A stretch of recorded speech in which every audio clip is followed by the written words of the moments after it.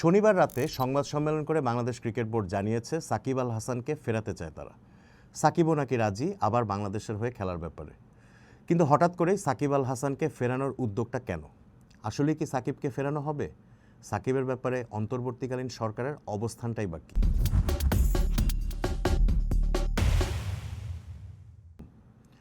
BCB কাল সংবাদ সম্মেলন করে নিজেদের সিদ্ধান্তের কথা জানালেও সরকারের বিষয়ে পরিষ্কার কোনো তথ্য দিতে পারেনি। বিসিবির মিডিয়া কমিটির প্রধান আমজাদ হোসেনের মতে সাকিবের জাতীয় দলে ফেরাটা অ্যাভেলেবিলিটি, অ্যাক্সেসিবিলিটি, ফিটনেস ও যেই জায়গায় খেলা হবে ওখানে সাকিবের উপস্থিত থাকার সক্ষমতার শর্তগুলোর উপর নির্ভর করছে।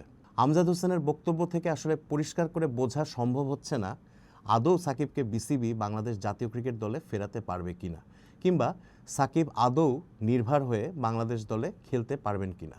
বিসিবির মিডিয়া উইংয়ের প্রধানের একটি কথাতে বিভ্রান্ত হওয়ার যথেষ্ট কারণ থাকতে পারে। যে জায়গায় খেলা হবে সেই জায়গায় সাকিবের উপস্থিত থাকার সক্ষমতার প্রসঙ্গটি আসলে ধোঁয়াশা তৈরি করছে। বাংলাদেশে খেলা হলে সাকিব কি ফিরতে পারবেন? সাকিব কি নির্ভর হয়ে খেলতে পারবেন এখানে? তাই সাকিবকে ফেরানোর সিদ্ধান্তটি কতটা আন্তরিক, কতটা কথার কথা, এ নিয়ে বিভ্রান্তি থেকেই যাচ্ছে। আওয়ামী লীগ সরকারের শেষ সময়ে রাজনীতিতে যোগ দিয়ে আসলে সর্বনাশটা হয়েছে সাকিবের। 2024 সালের জানুয়ারিতে অনুষ্ঠিত দ্বাদশ জাতীয় সংসদ নির্বাচনে সাকিব আওয়ামী লীগের মনোনয়নে মাগুরা 1 আসন থেকে সংসদ সদস্য নির্বাচিত হন। কিন্তু এর কিছুদিন পরই তীব্র গণঅভ্যুত্থানে আওয়ামী লীগ সরকারের পতন হয় ও শেখ হাসিনা ভারতে চলে যান। পতিত আওয়ামী লীগ সরকারের সঙ্গে সম্পৃক্ত ব্যক্তিবর্গের প্রতি সাধারণ মানুষের ক্ষোভ, আক্রোশ তো ছিলই। সেই ক্ষোভেরই শিকার হন সাকিব আল হাসানের মতো ক্রিকেটার। জুলাই আগস্ট আন্দোলনের সময় সাকিব ছিলেন আমেরিকা ও কানাডায়। সেই সময় সামাজিক যোগাযোগ মাধ্যমে সাকিবের বিভিন্ন পোস্টও মানুষের মধ্যে ক্ষোভের সৃষ্টি করেছিল। তার জের হিসেবে সরকার পতনের পর সাকিব আল হাসান দেশেই ফিরতে পারেননি আর। দায়ের হয়েছে বিভিন্ন মামলা, এর মধ্যে আছে হত্যা মামলা। জুলাই আগস্ট আন্দোলনের সময় সাকিব ছিলেন আমেরিকা ও কানাডায়। সেই সময় সামাজিক যোগাযোগ মাধ্যমে সাকিবের বিভিন্ন পোস্টও মানুষের মধ্যে ক্ষোভের সৃষ্টি করেছিল। তার জের হিসেবে সরকার পতনের পর সাকিব আর দেশেই ফিরতে পারেননি।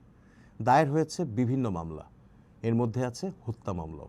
সরকার পতনের পরও সাকিব পাকিস্তানের বিপক্ষে গত আগস্টে, মানে 2024 সালের আগস্টে পাকিস্তানের মাটিতে টেস্ট খেলেছেন।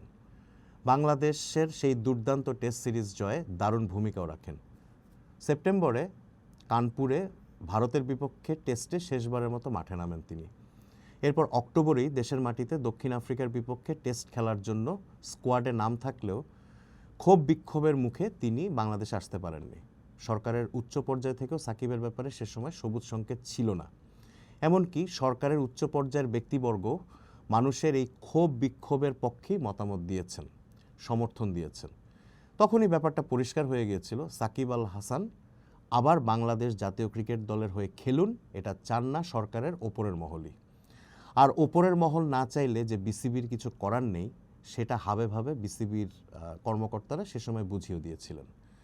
তবে 1 বছর পর হঠাৎ কি হলো যে সাকিবকে ফেরানোর সিদ্ধান্ত হলো? সাকিব সবসময় বলেছেন তিনি জাতীয় দলে খেলতে চান। তিনি এটাও বলেছেন ক্রিকেট ক্যারিয়ারের শেষ ম্যাচ তিনি মিরপুরের শেরেবাংলা স্টেডিয়ামেই খেলতে চান। কিন্তু তার সামনে বাধা ব্যক্তিগত নিরাপত্তা ও তার বিরুদ্ধে হওয়া রাজনৈতিক মামলাগুলো। যেহেতু হত্যা মামলা আছে, তাই দেশে পা রাখলেই তাকে গ্রেপ্তার করা হবে এমন শঙ্কা সাকিবের আছে।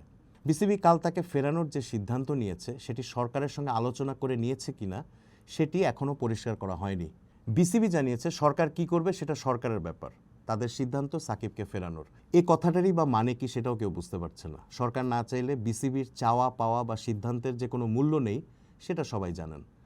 সাকিবকে ফেরানোর সিদ্ধান্ত বা সেই সিদ্ধান্তের ঘোষণা এমন একটা সময় দেওয়া হলো যখন দেশের ক্রিকেট উত্তাল।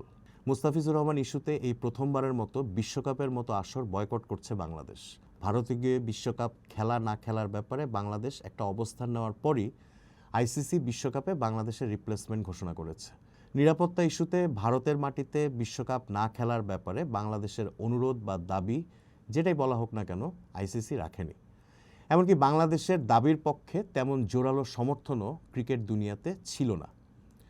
ভারতে খেলা না খেলার ব্যাপারটিকে জাতীয় মর্যাদার ব্যাপার বলে বিশ্বকাপ বয়কট করা হলেও অদূর ভবিষ্যতে এই সিদ্ধান্ত যে দেশের ক্রিকেটকে ক্ষতিগ্রস্ত করতে পারে সে শঙ্কা খুব ভালো মতোই আছে।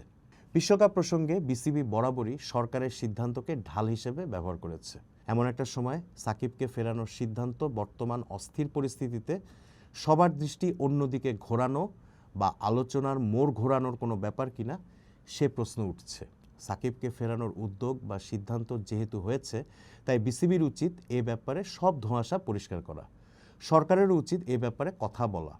সাকিব ফিরলে তিনি যে কোনো হেনস্থার শিকার হবেন না এটা নিশ্চিত করা। নয়তো এই ব্যাপারটিকে ক্রিকেট মদিরা বিসিবির আরেকটি ফাঁকা বুলি হিসেবেই ধরে নেবে।